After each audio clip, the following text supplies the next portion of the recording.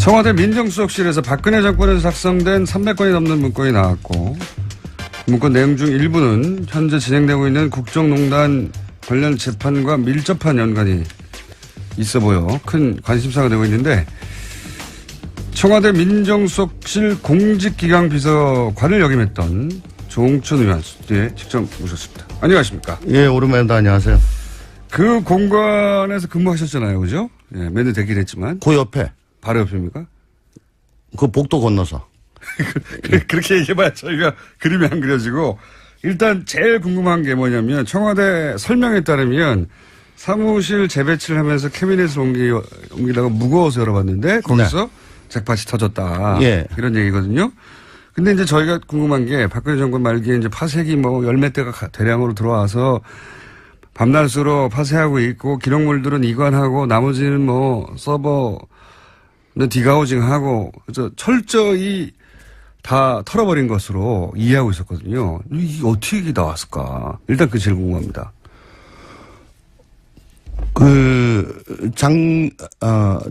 특검이 예. 압수수색 그때 들어가려고 그럴 때 어떤 예. 사람들은 아니 다 치웠을 건데 들어가가지고 뭘 아무것도 그러니까요. 없을 거다. 그거 예. 뭘라고 들어갔냐 그럴 때 저는 아니 낙곡이 있다. 낙곡이. 그것만 주워도 쏠찬다라고 했었죠. 사람이 하는 일이니까 네. 어떻게 그 완벽하게 하겠습니까?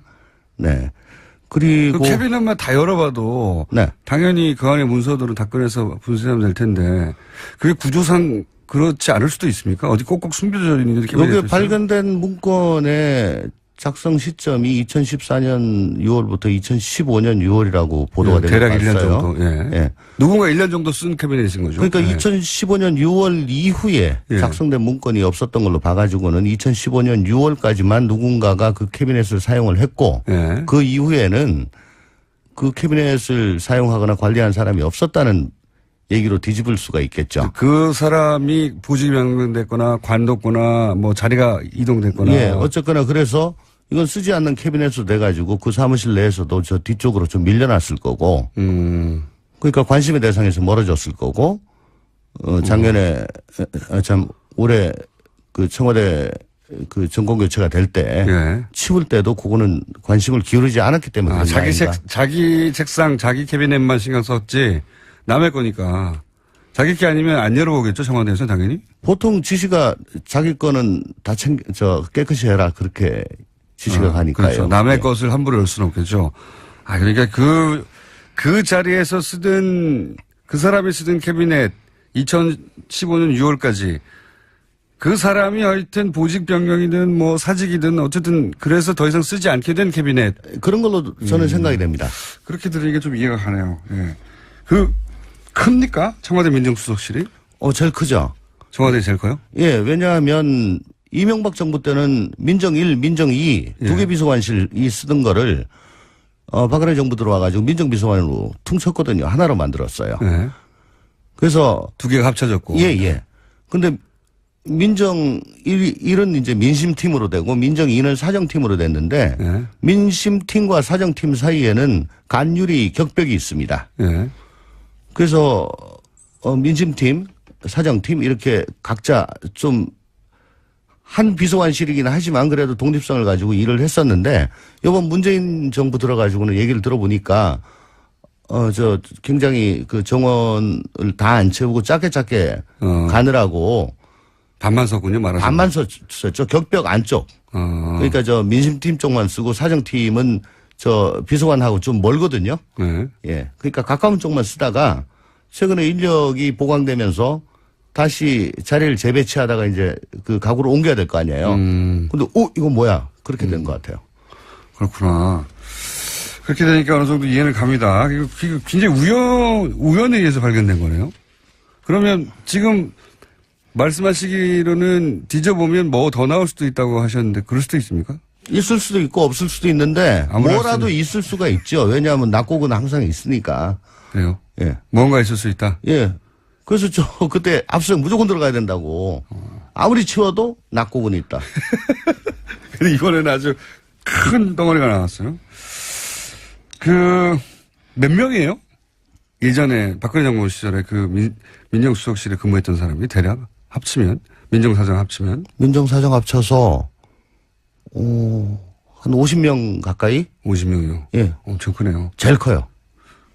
다른 예를 들어서 경제수석실 이 정도 되면 얼마납니까? 경제수석실에 예를 들어 경제비서관, 중기비서관, 해양수산비서관 이런 데는 비서관 하나, 선임 하나, 행정관 둘이 또 행정요원 하나 그렇게 한 4-5명. 야, 굉장히 큰 조직이네요. 민정수석실은. 예. 저희가 고담으로 컸고. 사정비서관실. 아니 공직. 공직. 예. 기강비서관. 예. 한 50여 명 가까이 되는군요. 이게 그러면 한 50명. 예. 다른 부처의 10배, 다른 수석실의 몇 배는 되네요. 수석실이 아니고 비서관실, 개별 비서관실. 왜냐하면 민정수석실 밑에 비서관실이 4개가 있잖아요. 야, 그죠? 민정수석이 힘이 세군요. 그러니까 비추어보자면, 물론 지금 문재인 정부는 더 축소됐다고 하지만, 우병우 전 민정수석의 힘이 굉장히 막강했네요. 많은 인원들을 다뤘네요. 일단 병사로 보면 엄청 많죠. 예. 그렇군요. 이게 인수인계, 그러니까 우병우, 최재경, 조대환, 이렇게 급하게 민정수석이 짧은 기간에 3번이나 바꿨잖아요. 네. 그 인수인계가 제대로 안 돼서 그럴 수도 있다. 이 해석도 가능하죠. 어차피 이 마지막에 다 확인하는 거는 제일 마지막 수석, 조대환 수석 예. 때죠. 예. 예. 최재경 수석이야 들어가다 나오면서 야, 지금껏까지 다 치워. 그렇게 얘기할 리도 없는 거고 필요도 그렇죠. 없는 거고. 마지막으로 치운 사람은 조대환 수석인데. 네. 이제 우병우 수석은 자기하고 관련된 것만 개인적으로 어떻게 했을 거고. 직접 관련된 것만 치웠을 혹은 것이고. 또 자기 친한 직원들한테는 따로 얘기를 해줬을 거고. 자, 그럼 내용을 좀 여쭤볼게요. 그 일부 공개된 그 문건을 보면 삼성을 어떻게 지원할 것인가. 삼성이 필요한 게 뭐냐 파악해봐라. 이런 내용이 있거든요. 그러니까 첫 번째로 궁금한 건 청와대의 민정수석실에서 특정 기업을 어떻게 지원할 것인가를 파악하는 게 이게 민정수석 업무 범위에 들어갑니까? 그건 경제수석실에서도 좀 하기가 힘든 일인 것 같습니다. 민정수석의 업무 범위는 아니지 않습니까? 그죠? 예, 아니죠. 네. 그러니까 특정 기업을 대한민국에서 제일 잘 나가는 기업인데 이미 그 잘 나가는 기업을 어떻게 지원할 것인가라고 파악해 보라고 할 수도 있습니까? 청와대가? 그런 종류의 지시를 받거나 들어본 적이 있어요? 물론 예. 삼성이 우리나라 경제에서 차지한 비중이 엄청나게 크고 예. 또 삼성이 법적 제도적으로 좀 잘못된 게 있어가지고 예. 애로사항이 많고 그로 인해서 국가 경제에 미치는 악영향이 크다라고 한다면 그건 할 수가 있겠죠. 예. 근데 제가 지금 문건을 제대로 보지 않은 상황에서 이게 단정드리기가 참 못합니다. 내용을 좀 봐야 되는데. 문건은 좀 일반론이에요. 보면 예를 들어서 삼성 경영권 승계에서 삼성이 뭘 필요로 하는지 파악해라. 이거는 삼성이 어려움을 겪고 있다기보다는 경영권을 승계하는데 삼성이 필요로 하는 게 뭔지 파악하라는 거잖아요. 사기업에. 그건 좀 아니죠. 예, 이건 아니지 않습니까? 좀이 아니라 많이 아니지 않습니까? 그리고 이제 삼성의 과제 해결하는데 정부도 상당한 영향을 행사할 수 있는 부분이 있다. 이거는 이제 삼성 문제를 해결해 주는데 정부가 영향을 행사해서 해결해 줄 부분이 있다는 거잖아요. 네, 그게 국민연금 예, 의결권이라든가. 그런 거죠. 그 다음에 금산분리. 네. 법을 좀 만들어준다든가. 법제도 그런 예. 거죠. 이것도 민정이 파악할 내용의 업무 범위에 들어갑니까? 그게 국익과 예. 직접 관련이 있다면. 국익과. 예. 이게 삼성의 이익과만 관련이 있다면요. 만약에 그렇다면 그거는 좀 아니죠. 그건 아닌 것이고. 이게 이런 내용들이거든요. 한마디로 하면 삼성이 이제 아버지가 쓰러지고 아들에게 이 경영권을 넘겨야 되는데 그 과정에서 문제가 있을 수 있는데 그걸 정부가 도와주고 그리고 정부도 얻을 게 있으면 얻고 근데 사기업으로부터 정부가 얻을 수 있으면 얻고 이게 말이 되냐 이거죠. 세금을 많이 내게 해라 이런 동안. 어쨌거나 지난 탄핵 과정에서 우리 국민들께서 보신 게 예. 권력을 오용하는 거죠. 예. 그래서 이익은 사유화하고 손실은 사회화하는 그렇죠. 그렇죠. 예. 예. 그런 사례를 보면서 이게 나라냐라고 했지 않습니까? 그게 뭐 굳이 권력뿐만 아니고 기득권 집단들이 거의 그런 행태를 보이고 있기 때문에 예. 뭐 많이 붕괴하고 이게 나라냐라고 하면서 바꿔보자라고 했는 건데 뭐 이 정도로 가름할게요. 민정수석실을 그러니까 저희가 궁금한 건 이런 거죠. 민정수석실의 고유 업무 범위가 맞느냐. 그런데 이게 특정 기업을 위하는 거라면 업무 범위는 아니다라고 말씀하시는 것이고. 그러니까 인텐션이 뭐냐. 특정 네. 기업이라도 네. 인텐션이 뭐 하려고 알아보는 국가 거냐. 경제 국익. 예. 예. 뭐 그런 건 안 몰라도 또 이게 창조 경제하고 직접 관련이 있으면 모르겠습니다. 그게 아니라 이게 이제 결국은 말을 지원받고 최순실한테 돈을 지원받고 이런 걸로 연결되는 거라면 당연히 말이 안 되는 건데. 그럼 뭐 우리 공장장 같은 분은 그렇게 항상 색안경을 끼고 보는 거죠. 색안경. 그래도 저 문건을 보지 않고 단정 짓는 거는 위험합니다. 네. 하여튼 그런 정황은 있으나 이게 그렇게 단정 지을 수 있는 문건인지 아닌지는 좀 봐야 된다, 직접. 예, 근데 이 내용이 지금 자필 메모에서 나왔다는 거고, 예. 자필 메모란 건 이제 필체란 게 있을 거고요. 예. 그러면 누가 작성했는지, 다른 워드 프로세스로 작성한 것보다 훨씬 더 쉬울 거 아니에요? 그렇죠. 예. 자기 필체가 있으니까. 예. 그리고 이런 일을 시켰을 때는 아무리 50명이라 하더라도 시킬 만한 사람이 딱 있잖아요. 그렇죠? 에이스가 있죠. 에이스가 있죠. 예. 그리고 의원님 머릿속에 떠오르는 사람도 있는 거 아닙니까? 안 알려줘. 하여튼, 이런 라인을 탔겠구나 하는 떠오르는 라인에 있는 예, 거죠. 그림은 그려집니다. 그러시군요. 예. 누군지 말할 수 없고. 안 알려줍니다. 그건 검찰이 알아서 합니다. 예. 예. 검찰에는 알려주실 생각은 있으시고. 물어보면요. 물어보면. 방송을 들으시면 연락을 바로 주십시오. 이 사람이나 하는 짐작가는 그림이 있다. 뭐 딱 한 사람이라기보다. 예. 요쪽이겠구나 하는. 선발 투수도 1, 2, 3선발 원투펀치 있잖아요. 그렇죠, 그렇죠. 예. 예. 한 2, 3발까지 생각나십니까? 한 3. 3발까지 생각하시는구나. 그렇겠죠. 이게 결국은 또 안종범 수석 수첩에 등장했던 메모하고 연결되는 메모들이 있어요. 네. 실제로, 그러니까 경영권 승계에 대해서 뭐 삼성 엘리엇, 예. 엘리엇에 대해서 대책을 강구해야 된다. 메모에 또는 뭐 금산분리에 대한 이야기, 뭐 은산분리에 대한 이야기, 승마에 대한 이야기 이런 메모들이 등장하다 보니까 연결되거든요. 승마도 나옵니까 메모에? 그 안종범 수첩, 안종범 수첩에는 승마는 이제 대가죠 결국은. 네. 이렇게 두 가지가 연결되는 부분이 있는데 이게 이재용 부회장의 재판에 영향을 줄 수 있을까요? 언론들은 영향을 줄 거라고. 우리 공장장 말씀대로 네. 그게 다 증거 능력이 인정이 되고 네. 또 합리적인 의심을 배제할 정도로 네. 그게 시기적으로나 내용적으로나 그게 서로 관계가 있다면 그건 아주 중요한 자료가 되겠죠.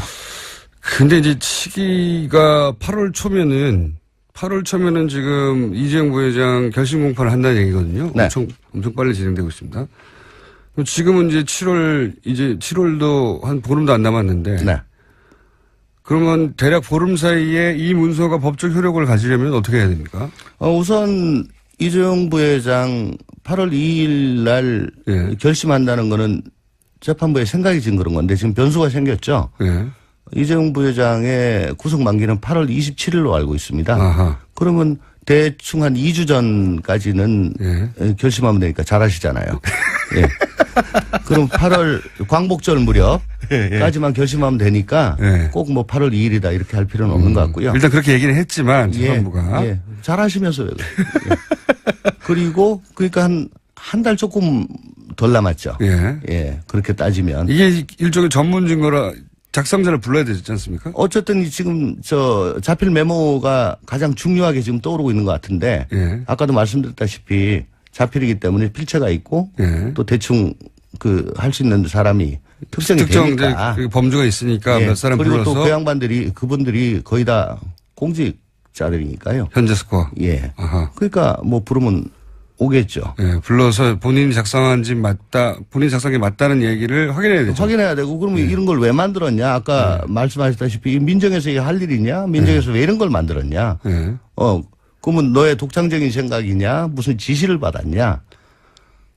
지시를 받았겠죠? 전 그렇게 추정이 되지요. 만약에 이게 민정에서 만든 거라면. 이런 내용을 민정이 스스로 알아서 작성하지는 않지 않습니까? 어떻습니까? 이런 거 하기가 힘들죠. 그렇죠. 예. 이런 거 시켜서 해야 되는 거죠. 이건 생각해 보세요. 민정에서 글쎄요. 이런 내용을 행정관이 갑자기 혼자 작성한다고요? 갑자기 혼자 한다. 예. 그건 삼성에서 장학생으로 되지 않는 이상은 그건 상당히 힘들죠. 그러니까요. 갑자기 행정관이 혼자서 삼성 경영권을 기회로 활용해가지고 삼성이 뭘 필요로 하는지 파악해야 되겠다. 이렇게 생각한다는 건 말이 안 된단 말이죠. 누가 시켰을까요? 그러니까 그 작성자의 상급자. 작성자 상급자. 그러면 당시 민정수석. 그러니까 비서관일 수도 있고 수석일 수도 있고 실장일 수도 있고 혹은 비서실장일 수도 있고. 혹은 3인방일 수도 있고. 3인방일 수도 있습니까? 그렇죠. 실제 그러니까 직제상의 문제가 아니라 실제 당시 청와대가 돌아가는 데 있어서. 그러니까 3인방이 그 실무자한테 직접 지시는 하지 않지만 네. 수석이나 비서관한테 특히 수석한테는 3인방이 그런 지시를 할 수 있는 권한이 있었어요. 지시라기보다는 뭐 협조겠죠. 말은 협조지만 예. 사실상 3인방이 자기 업무 소관이 아닌데도 3인방이 그런 업무 협조란 이름으로 이런 요청을 하면 3인방의 힘을 청와대 내에서는 다 알고 있었기 때문에 그건 뭐 VIP의 의중이 담긴 걸로 그렇게 생각할 수 3인방 입에서 나오면 예. 그래서 3인방도 가능하고 원래 직제상호는 비서실장에서 나와야 되는 거 아닙니까? 그렇죠. 원래 직제상호는 그런데 실제 돌아가기로는 3인방에서도 그러니까 예를 들어 예. 뭐 실수비 같은 데서 이게 이슈로 나왔는데 예. 경제수석하고 고용복지수석이 주로 관련이 되잖아요. 예. 그렇지만 민정도 좀 알아봐라. 예. 뭐 이렇게 했을 수도 있죠. 비서. 그런데 이걸 이렇게 그 여러 다른 수석들이 있는데 대놓고 얘기하는 건 조금 할 내용은 아니죠. 부적절한 것 같고. 그러니까요. 예. 그럼 비서실장이나 3인방에서 왔을 가능성이 높다. 있다. 경제수석이 요구했을 가능성은 또 어떻게 보십니까? 셋 중 하나입니까? 경제수석 아니면 비서실장 아니면 3인방. 경제수석이 그건 조금 상상이 안 갑니다. 잠깐 왜 상상이 안 가죠? 자기들이 하면 되지 뭘 이걸 자기들이 하면 되죠. 아 그렇군요. 아 민정에다 이거 해라 저거 해라 할 그런 입장은 아닙니다. 그렇군요. 경제수석실이. 경제수석실이 민정에다 이런 거 요청하는 지시할 그런 위계가 아닙니까? 그다지? 위계라기보다는 그건 좀 생뚱맞죠. 만약에 그런 걸 얘기를 한다면. 저희는 뭐 그게 생뚱한지 안 맞는지 모르니까요. 그럼 비서실장 아니면 3인방 이렇게 압축하는 게. 예. 그러니까 그렇게 돼서 뭐 수석한테 그게 입력이 돼가지고 갔거나. 예. 예. 그렇군요. 이런 정도의 메모가 만들어졌으면 이 메모가 다시 공식 문서로 정리돼서 올라갑니까? 어떻게 됩니까? 이거는 뭐 내용상으로 봐가지고는 예. 다듬어서 가야죠. 이걸 이렇게 자필 메모로. 예. 그렇게 보고를 안 했겠죠. 예, 당연히. 이렇게 하기는 좀. 근데 청와대 시스템이 이런 공식 문서를 작성하기 시작하면 초안부터 최종본까지 다 남는다면서요. 버전별로. 쓰는 거는 안 남고. 쓰는 건 빼고. 예, 이게 이제 이제 입력하기 시작하면. 입력하기 시작하면 이제 처음에 초안을 어떤 식으로든 뭐 저장을 하잖아요. 예, 예. 그때부터 남죠. 초안부터. 예, 그러면 이제 버전별로. 작성 일시, 예. 작성자, 제목, 계속 다 남는다. 내용. 근데 지금은 그거를 추적할 수는 디가우징 해버렸다니까. 다 날려버렸으니까. 예, 그렇다면 할 수가 없죠. 이 종이로 쏜 문서는 대통령 기록물이 아닌 거죠? 지금 야당에서는 이제 대통령 기록물법의 위반 아니냐. 제가 지금 대통령 기록물법 위반으로 재판을 받고 있는 현직 피고인이기 때문에. 잘 아실 거 아닙니까? 아주. 예. 아니, 피고인한테 그런 걸 자꾸 물으면 어떡해요. 예. 아니, 이건 이제 별도의 사안이니까 본인 게 아니라. 예, 어쨌거나 뭐 아닌 걸로 보여집니다, 저는. 그렇죠? 예. 조심스럽네요. 재판받고 있습니다. 대통령 기록물이 아니라고 이제 공개할 수 있다고 청와대가 판단한 것 중에 하나가 이렇게 무슨 도장이 안 찍혔다고 하던데 도장은 무슨 의미입니까? 그게 자꾸 기록물 가지고 물으실 거예요? 네. 대통령 기록물이 이제 세 가지로 갈리는데 일반, 비밀, 지정으로 갈리는데 네. 일반은 그러니까 대통령 기록물은 원래 공개가 원칙이에요.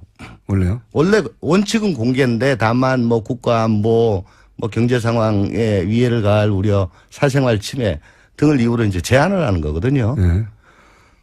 그러니까 일반 기록물은 거의 대부분 공개예요. 프리한 거고. 비밀 기록물은 그거 보고 중요도에 따라서 1급, 2급, 3급 대비 그렇게 분류를 한 거고요. 그 분류 도장이 없기 때문에 기본적으로 공개할 수 있다. 근데 예.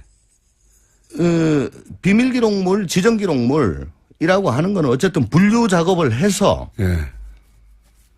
그 분류 표시를 하고 대통령 기록관에다 이관을 해야지만이 그게 기록물이지. 예. 캐비넷에 남아있는 분류도 안 된 도장도 안 지킨 것을 대통령 기록물로 볼 수는 없다. 라고 이제 해석할 수 있다. 딴 거 물으세요. 피곤한데 자꾸. 우병우 민정수석 있지 않습니까? 네.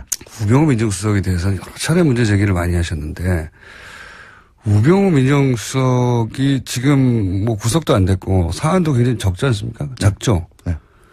이, 지금 걸려있는 사안이 유죄가 된다 한들 받을 수 있는 처벌은 어느 정도입니까? 뭐 가정을 전제로 해서 답변 드리는 적절치 않고 그동안에 제가 계속 한 거는 어쨌거나 윤곽근 수사팀장 그때 처음 시작됐을 때 원칙은 가택하고 휴대폰 압수수색을 해야 되거든요. 당연히 해야 되겠죠. 그러면 여기에 다 나와요. 이런 휴대폰에. 내용들이 다 나온다고 휴대폰에. 그러면 이게 참 궁색하게 직권남용, 직무유기, 위증 이렇게 갈 필요가 없지 않습니까? 또 아니더라도 지금처럼 청와대 내부를 들여볼 수 있었다면 다 나와요. 그때 압수수색 했으면 다 나왔겠죠? 다 나오죠. 네. 예. 비가오직만 해도 다 나와요. 다 나오고. 예. 휴대폰을 해도 다 나오고. 다 나오고. 예. 근데 그거 아무것도 안 하고 하려니까 궁색하게 너 세월호 때 뭐 어쨌지 저쨌지 뭐 이럴 수밖에 없잖아요. 예. 그게 너무 답답하다는 거죠. 예. 그 이후 예를 들어 탄핵 국면에 가고 나서는 왜 우병우 민정수석이 대선을 그렇게 못했을까요? 실제로 검찰 내에 흔히 말하듯이 우병우 라인이 살아 있었기 때문입니까? 어떻게 보십니까? 뭐 잘 나간 사람들은 다 은혜를 입었으니까. 어떤 은혜를 입었어요? 보직이요. 보직이요? 보직. 그 좋은 자리로 가는 거? 그렇죠. 잘 나가는 자리하고 잘 안 나가는 자리하고 못 나가는 자리는 뭐 누가 봐도 딱 아니까. 검찰 내에서 보면 딱 아는데. 예. 그런데 우병우 민정수석이 잘 나가는 자리에 자신하고 협조가 잘 되는 사람을 꽂아 줬다고 하는 정황들이 있습니까? 추정하는 사람들이? 그거야 뭐 다 합니까? 공유하고 있죠. 왜냐하면은 잘 나가는 자리라는 게 민정수석하고 업무상 연관이 되는 자리들이니까.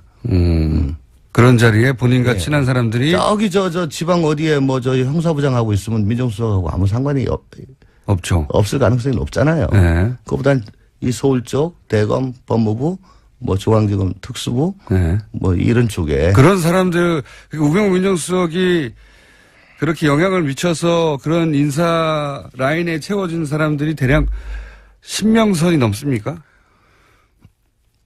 제가 그랬어요. 법무장관 청문회 때 그동안에 사건이 이상하게 꼬인 것들. 예.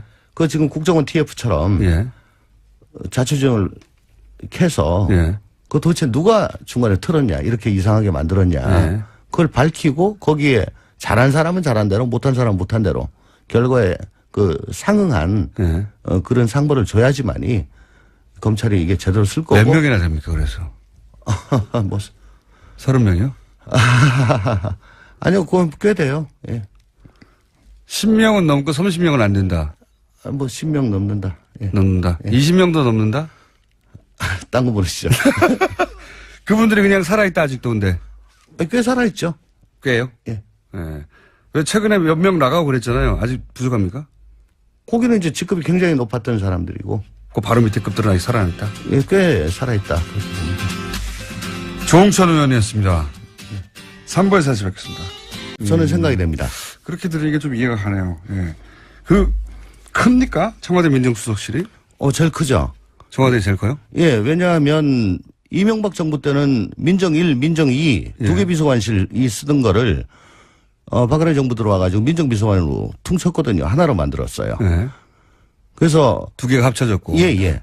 근데 민정 1은 이제 민심팀으로 되고 민정 2는 사정팀으로 됐는데 네. 민심팀과 사정팀 사이에는 간율이 격벽이 있습니다. 네. 그래서 민심팀, 사정팀 이렇게 각자 좀 한 비서관실이긴 하지만 그래도 독립성을 가지고 일을 했었는데 이번 문재인 정부 들어가지고는 얘기를 들어보니까 굉장히 그 정원을 다 안 채우고 짧게 가느라고 반만 썼군요, 말하자면. 반만 썼죠. 격벽 안쪽. 그러니까 저 민심팀 쪽만 쓰고 사정팀은 저 비서관하고 좀 멀거든요. 네. 예. 그러니까 가까운 쪽만 쓰다가 최근에 인력이 보강되면서 다시 자리를 재배치하다가 이제 그 가구를 옮겨야 될 거 아니에요. 근데 이거 뭐야? 그렇게 된 것 같아요. 그렇구나. 그렇게 되니까 어느 정도 이해는 갑니다. 이거 굉장히 우연에 의해서 발견된 거네요. 그러면 지금 말씀하시기로는 뒤져보면 뭐 더 나올 수도 있다고 하셨는데 그럴 수도 있습니까? 있을 수도 있고 없을 수도 있는데 뭐라도 있을 수가 있죠. 왜냐하면 낙곡은 항상 있어요. 최재경, 조대환 이렇게 급하게 민정수석이 짧은 기간에 3번이나 바꿨잖아요. 네. 그 인수인계가 제대로 안 돼서 그럴 수도 있다. 이 해석도 가능하죠. 어차피 이 마지막에 다 확인하는 거는 제일 마지막 수석, 조대환 수석 때죠. 예. 그 뭐 최재경 수석이야 들어가다 나오면서 야 지금껏까지 다 치워. 그렇게 얘기할 리도 없는 거고 필요도 그렇죠. 없는 거고. 마지막으로 치운 사람은 조대환 수석인데. 네. 이제 우병우 수석은 자기하고 관련된 것만 개인적으로 어떻게 뭐 했을 거고. 직접 관련된 것만 치웠을 혹은 또 뭐 자기 친한 직원들한테는 따로 얘기를 해줬을 거고. 자, 그럼 내용을 좀 여쭤볼게요. 그 일부 공개된 그 문건을 보면 삼성을 어떻게 지원할 것인가. 삼성이 필요한 게 뭐냐 파악해봐라. 이런 내용이 있거든요. 그러니까 첫 번째로 궁금한 건 청와대의 민정수석실에서 특정 기업을 어떻게 지원할 것인가를 파악하는 게 이게 민정수석의 업무 범위에 들어갑니까? 그건 경제수석실에서도 뭐 좀 하기가 힘든 일인 것 같습니다.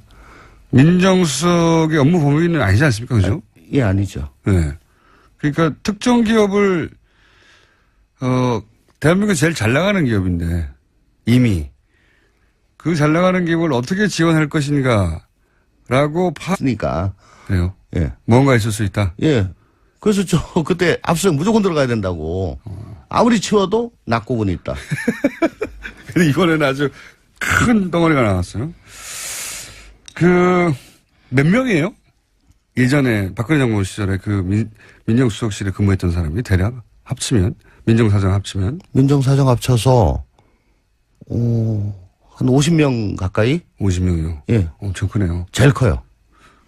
다른 예를 들어서 경제수석실 이 정도 되면 얼마납니까? 경제수석실에 예를 들어 경제비서관, 중기비서관, 해양수산비서관 이런 데는 비서관 하나, 선임 하나, 행정관 둘이 또 행정요원 하나 그렇게 한 4-5명. 야, 굉장히 큰 조직이네요. 민정수석실은. 예. 저희가 고담으로 컸고. 사정비서관. 아니 공직. 공직. 예. 기강비서관. 예. 한 50여 명 가까이 되는군요. 이게 그러면 다른 50명. 예. 다른 부처의 10배, 다른 수석실의 몇 배는 되네요. 수석실이 아니고 비서관실, 개별 비서관실. 왜냐하면 민정수석실 밑에 비서관실이 4개가 있잖아요. 야, 그죠? 민정수석이 힘이 세군요. 그러니까 비추어보자면 물론 지금 문재인 정부는 더 축소됐다고 하지만 우병우 전 민정수석의 힘이 굉장히 막강했네요. 많은 인원들을 다뤘네요. 일단 병사로 보면 엄청 많죠. 네, 그렇군요. 이게 인수인계, 그러니까 우병우 청와대 민정수석실에서 박근혜 정권에서 작성된 300건이 넘는 문건이 나왔고 문건 내용 중 일부는 현재 진행되고 있는 국정농단 관련 재판과 밀접한 연관이 있어 보여 큰 관심사가 되고 있는데 청와대 민정수석실 공직기강비서관을 역임했던 조홍천 의원 뒤에 직접 모셨습니다. 안녕하십니까? 예, 오랜만입니다. 안녕하세요. 그 공관에서 근무하셨잖아요. 그죠? 예, 매년 되긴 했지만. 그 옆에. 바로 옆입니까? 그 복도 건너서. 그렇게 얘기해봐야 저희가 그림이 안 그려지고 일단 제일 궁금한 게 뭐냐면 청와대 설명에 따르면 사무실 재배치를 하면서 캐비넷을 옮기다가 무거워서 열어봤는데 거기서 잭팟이 터졌다. 예. 이런 얘기거든요. 근데 이제 저희가 궁금한 게 박근혜 정권 말기에 이제 파쇄기 뭐 열몇 대가 대량으로 들어와서 밤낮으로 파쇄하고 있고 기록물들은 이관하고 나머지는 뭐 서버는 디가우징하고 그래서 철저히 다 털어버린 것으로 이해하고 있었거든요. 이게 어떻게 나왔을까? 일단 그 제일 궁금합니다.